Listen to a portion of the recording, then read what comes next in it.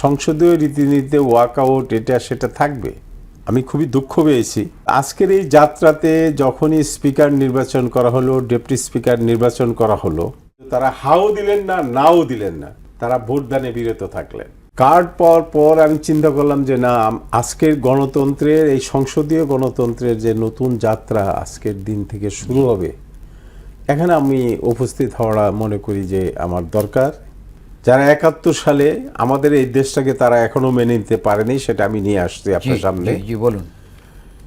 তারা দেখলাম এই গণতন্ত্রের নবযাত্রায়, এটা আমাদের আশা ছিল, দেশবাসীর আশা ছিল, আকাঙ্ক্ষা ছিল যে গণতন্ত্রের এই নবযাত্রায় তারা সরকারকে সহযোগিতা করবে।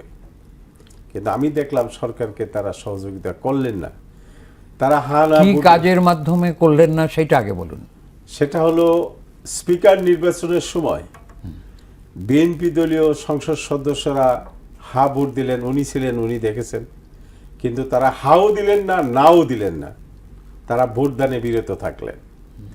ঠিক ডেপুটি স্পিকারের বেলায় দেখা গেল তারা হাও দিলেন না, নাও দিলেন না, তারা সেখানে নীরব ভূমিকা পালন করলেন, ভোটদানে বিরত থাকলেন।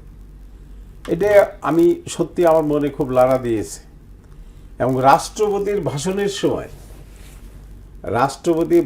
সময় এই জামাত, এই দক্ষিণপন্থী গ্রুপ, মৌলবাদী শক্তি, আমি দেখলাম রাষ্ট্রপতি ভাষণের সময়, না, আমার মনে হয় যে মৌনতা বা নীরবতা এটা সম্মতির লক্ষণ। মৌনং সমা, এটা সম্মতির লক্ষণ না, এটা বিরোধিতা। সংসদীয় রীতিনীতিতে তারা সেটা করতে পারে, এটা তাদেরই আছে। কিন্তু আজকে প্রথম দিন, এটা আজকে তাদের এই কাজটা করা উচিত হয়নি। এটা কালকে থেকে করুক, পরশু থেকে করুক, কোনো অসুবিধা নেই। ওরা কি ওয়াকআউট করেছিল? রাষ্ট্রপতি ভাষণের সময় তারা ওয়াকআউট করলো এবং বিশ্রী ভাষায় গালাগালি করে তারা আজকে সংসদ থেকে ওয়াকআউট করেছে। উনি ছিলেন আমাদের সহ-আলোচক, উনি ছিলেন, উনি দেখেছেন। কিন্তু আমি আজকে একটা প্রশ্ন করব এই মোহনা টেলিভিশনের মাধ্যমে। জি।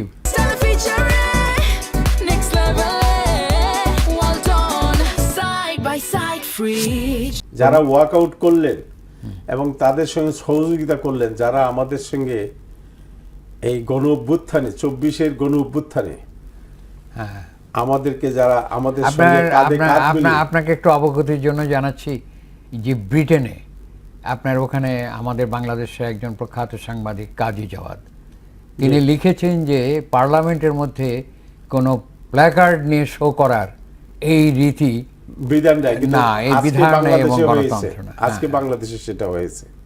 আমি সেটা নিয়ে আসছি, আমি খুব তাড়াতাড়ি শেষ করব, ওনার আলোচনা আছে।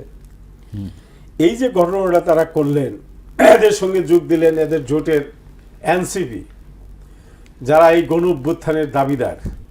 আমরা কিন্তু এটা মানি না, গণ অভ্যুত্থানের দাবিদার এনসিপিকে আমরা মানি না। ঠিক আছে, আমি আপনাকে সরাসরি প্রশ্ন করি, কারণ আপনি যে স্টাইলে বলছেন অনেক টাইম লাগবে, অত টাইম দেওয়া যাবে না।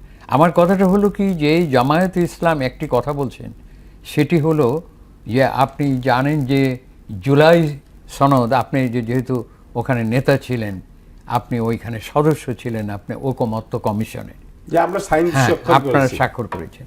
কিন্তু কথাটা হলো যে তারা বলেছে যে ডেপুটি স্পিকারের, আপনি এটা বলুন যে এইটা তারা গ্রহণ করেনি। এই তো গ্রহণ করেছে ডেপুটি স্পিকার?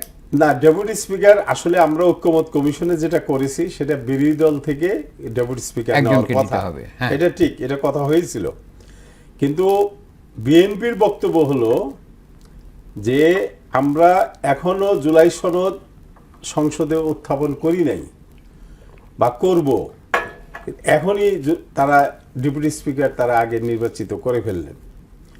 হয়তো বিরোধী দল থেকে একজন দিতেও পারেন পরে, যদি জুলাই সনদ পাশ হয়। কিন্তু আমি আপনাকে এখানে একটা কথা বলতে চাচ্ছি, জুলাই সনদ আমরা যারা করেছি, দীর্ঘ ৮ মাস অক্লান্ত পরিশ্রম করে আমরা সেটা করেছি এবং স্বাক্ষর, বিএনপিও স্বাক্ষর করেছে, আমরাও করেছি।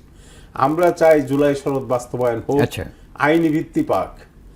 বিএনপি এটার পক্ষে। হ্যাঁ, বিএনপি যে নোট অফ ডিসেন্টগুলো দিয়েছে বর্তমান সংসদে, সেগুলা আলাপ আলোচনা করে সেটা ঠিক করা যাবে, ঠিক করা না করার মতো কিছু নেই। আচ্ছা, আমরা চাই বিএনপি এটা জুলাই সনদ বাস্তবায়ন করুক এবং আইনি ভিত্তিতে, এটা আমরা চাচ্ছি, যেহেতু তারা সংখ্যাগরিষ্ঠ।